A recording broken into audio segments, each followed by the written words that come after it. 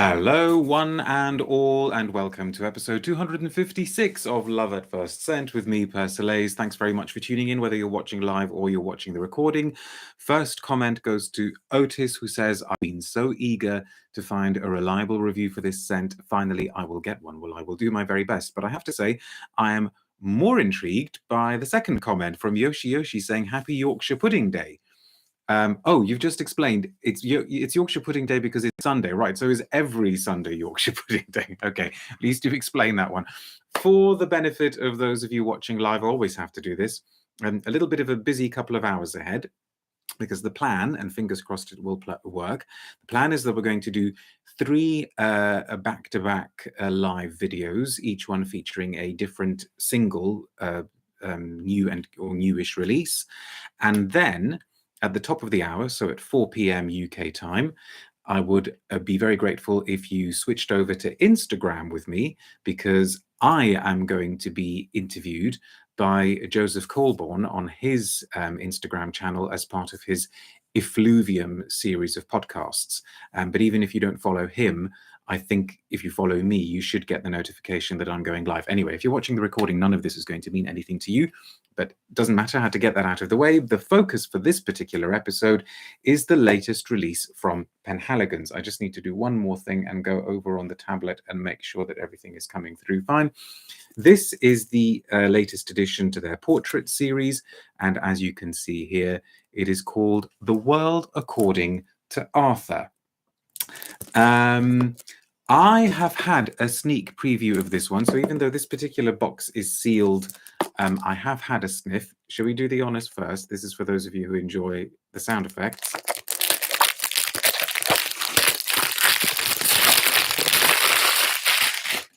Right, we're done. Pop him back on there. Comments coming through from BC Canada. Mystery Forms is saying hello. Natalia is saying, oh no, poor old Arthur, he will get some forehead from Mr. Persolaise. Chang is saying bonjour from Paris. And Heinke is looking forward to all foreheads possible. Keep the comments and the questions coming. To put this in a little bit of context, a lot of you will be aware that Penhaligons essentially have got three ranges at the moment, haven't they? Somebody will correct me if I'm wrong. There's their sort of signature range, their main range, which I think has now got a special name. I'm pretty sure it's on their website. It's either got the word English in it or the word British, some sort of British signature, something like that. Then there are the trade routes, and we featured one of the trade routes on this channel a little while ago. The latest one is Constantinople. And then there are the portraits, and the portraits are very easily recognizable. Are you ready for this? The portraits are easily recognizable because they have got these animal heads on them. The others, the trade routes and the main collection, are in the what I suppose we could call the standard Penhaligons bottle with the bow. We've discussed the portraits a few times on this channel in the past. You will be aware as well, if you're a regular viewer, a regular follower, that I am not the biggest fan of the heads. Opinion on them does seem to be divided. There are plenty of you out there who share my view as well, that the heads are not what we might call classy. But there are lots of people out there who like them. Look, we've already got a positive from Stephen, who says, I like the portrait bottles and caps, but lots of people hate them. So there you go. I think what should be said, though, is that this range seems to be doing extremely well for Penhaligons. If it weren't doing well, I don't think they would have been extending it. Penhaligons have got, in the last couple of years or 3 years, they seem to have had a very, very rapid turnover of scents, in the sense that they don't hang about if they want to discontinue something.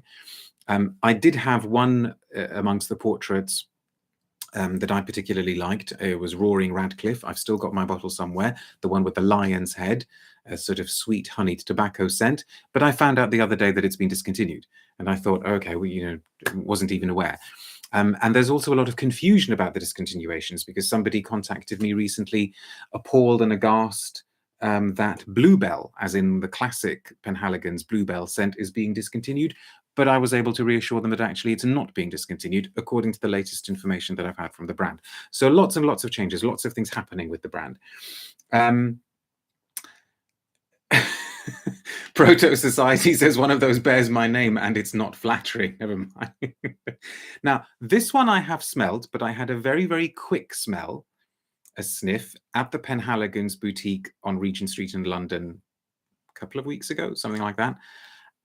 And I'm going to level with you straight away. I thought, ooh, is this potentially going to be another one of the portraits that I quite like? But before we smell it, I think we just need to talk for a couple of minutes about why it is that this portrait collection, to some of us, is so problematic. And I think that it's because in terms of messaging, where can I put this dragon so that you can see his head or its head clearly?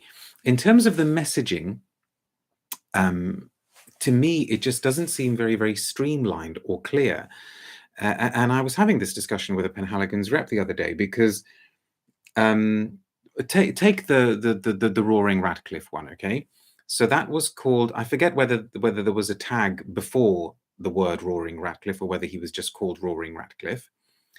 That one had a lion's head. There isn't particularly a link between Radcliffe and a lion, but then they stuck roaring in front of Radcliffe, I suppose, to make you think of a lion. There wasn't anything particularly to link lions or Radcliffe with the honey scent.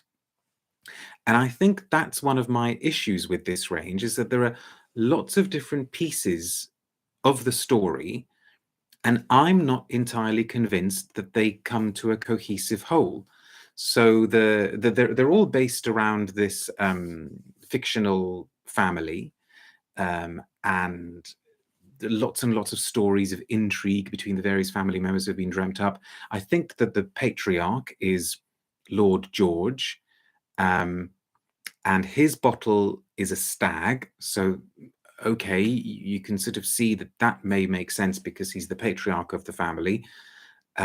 And the scent that goes with it is an Alberto Morillas kind of quite clean, streamlined fougere, but that doesn't necessarily go with the stag. And so you sort of think, well, how am I meant to get into these stories? Heinke says, I don't mind the bottles, but I've given up on any new releases, just haven't liked anything these last 2 or 3 years. Ashfaq says, the caps must be the set of a fancy chess game. You know, I was thinking, things like chess or Cluedo. I am Charlie Mouse says, I'm not a fan of the portraits fragrances. I love many of the trade routes and main collection, but for some reason, none of the portraits do it for me so far. Okay, so what's the story with this one? Right, so there's a dragon, okay? And if you're anything like me, you're thinking, ooh, so is this Penhaligon's attempt to try and appeal to the Far Eastern market, the Chinese market? It's interesting as well that this is the first animal, I believe this is the first animal that they've put on these bottles that actually is a mythical animal, an animal that, as far as we're aware, never really existed. So it's a dragon. It's called The World According to Arthur. So it kind of goes away a little bit from the pattern of the other names because it's not just the something something Arthur. So there's a cousin Matthew is in there. There's a Yasmin. There's the Lady Blanche. I can't even remember the names, but this is The World According to Arthur. So you might be thinking, okay, maybe it's the kind of scent that we would stereotypically, that we're told stereotypically appeals to that market of the world, which is clean, sheer, citruses, florals, peony, that kind of thing. And then you'd think, well, why would that be with a dragon's head? But then you smell it, and this is where we sniff in. This is the sort of giveaway if you're not already aware of what the smell is, and you find out that actually it's an incense scent. So at that point, I thought, well, okay, so at least they're not very obviously and overtly and cynically playing the China card or the Far Eastern card. And then you kind of think, okay, incense and dragons works, but why the world according to Arthur? And I think there comes a point where you just think, do you know what? Let's just put the bottle aside. Let's forget about the bottle. Let's forget about the name. Let's forget about the story. And let us actually consider what it is that we are smelling beneath our noses. And yes, this one is without any question one of the better ones. It's composed by Fabrice Pellegrin. It's the first one of the portraits that he's done, but I believe it's the second Penhaligon's scent that he's done. Maybe they're trying to copy zoologists, says Yoshi. Yeah, but the zoologist scents are actually very, very definitely inspired by those animals, aren't they? There's meant to be a direct link to the animals. Whereas I don't think Roaring Ratcliffe was particularly linked to a lion, and I don't think the stag is particularly linked to the stag. There's a dog as well, isn't there? There's a duck. Isn't there a duck? I think there's a cat. Anyway. Now this is... I'm just trying to think of the right word here. So, okay, so it is an incense, and you get that kind of very definite personality of frankincense, but also devoid of certain elements that have instead been replaced by others. So you don't get that kind of slightly lemony, citrusy, overly mineralic, flinty quality that you might get from a very, very kind of straight up and down in frankincense, a liburnum scent like Comme des Garçons Avignon. But you do get a smokiness, you get a woodiness. Thank goodness, at least when it starts, you do not get any whiff whatsoever of those horrible synthetic sandalwoods, which have become a little bit of a Penhaligon signature. You don't get those sort of spiky ambery woods. You don't seem to get a huge, massive reliance on synthetic musks. And instead, what you get is something that draws you in. And I think that's the other thing that surprised me. And the thing that I want to really properly test, because as I say, I had this initial sniff of the scent at the Penhaligon's boutique when you're smelling lots and lots of things and lots of people are talking to you, and you're sort of looking at your watch to make sure that you're not late for your next appointment. It's not the best way to try and consider the scent and give it all of your attention. And this is the first time that I have smelt it since that day. But I remember then thinking, I wonder if it's actually just going to be too quiet and a little bit too contemplative, and maybe not not possess the kind of long lastingness that you would want an incense scent to possess. And so that's why the blotter update is really going to be crucial with this one, and a skin test is going to be really crucial. But I have to say, considering that Penhaligons, generally speaking, seem to be going at the moment for things that are quite garish, quite loud, quite aggressive, this is very, very different. And there is something mystical about it, something that somehow manages to whisper and yet be very, very authoritative and quiet at the same time, and powerful at the same time. A kind of Yoda managing to sort of move a spaceship by just lifting his finger, or not even lifting his finger. It's got a real internal power to it. And also, riding the top of that incense note is something very, very beautifully judged, very gently flowery, almost rose-like. I'm really, really taken with this, I kind of almost wish it hadn't been a portrait, because you just look at this and you think, oh, it's going to attack you. You think these horns are going to, I don't know, harm you in some way. There is a press release. I think it's not very long. Let's take a quick look at it. I won't read the whole thing, but it's interesting to see what the brand are saying about it. I think, is this about Arthur? Well, I'll skip the preamble. The world according to Arthur, okay? Feeling the weight of great expectations and the pressure from his numerous tedious relations, I think Arthur is meant to be the patriarch's brother, and I think the idea is that he went off traveling eastwards. This first son fled, quite literally, a career in the law. You see, the luck perceived by others was to him quite a bore. Oh, okay, hang on, sorry, this rhymes, does it? Okay. His quest when journeying to the celestial empire was to take his spiritual coefficient perceptibly higher. He visited hills, lakes, and temples in a decrepit wagon, looking high and low for his own lucky dragon. Okay. His one ambition that he had tried to hide was to break on through to the other side. Okay, well, at least this is making me chuckle. And to know what lay behind the doors of the Great Wall. Sometimes one needs to travel far to reveal the familiar. Make wall rhyme with familiar. Okay. And his fragrance is a gentle warrior. Yeah, I like that idea. In a sweet-scented garden of sage, wisdom, and wit. But do watch out when incensed he breathes fire. An enveloping incense with fresh, resinous, and leathery facets awakening the dragon's fire. Fresh incense is actually probably a good way of putting Ashfaq. What the hell is a spiritual coefficient? I have no idea. Maybe it's like that in the Philip Pullman books. What's the, like your spirit animal? What's the thing? What do they call it? Do they call them their demons? I can't remember now. An enveloping incense with fresh. Oh, then they just repeat. Oh, no. I'm sorry.